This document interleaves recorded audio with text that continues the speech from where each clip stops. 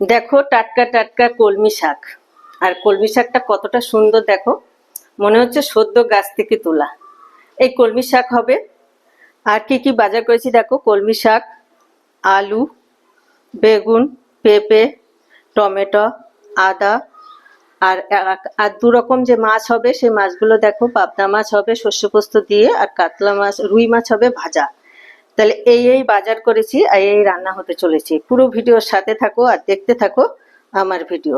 চলো ভিডিওটা শুরু করি। এখন আমি শাকগুলো ধুয়ে নেব।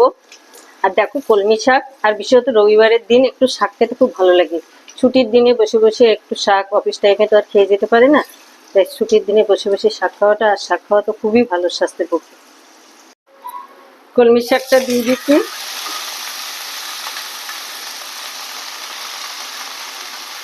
কলমি শাক রান্না কমপ্লিট।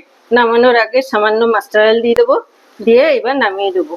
দেখুন কতটা দিয়েছিলাম, কতটা কমে গেছে। শাক কিন্তু ভীষণ কমে যায়। আর নুনটা দিতে হবে খুব বুঝে, অল্প নুন দিতে হবে প্রথমে।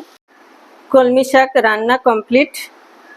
আর প্রথম পাতে এরম গরম গরম শাক দিয়ে ভাত খেতে কিন্তু খুব ভালো লাগে।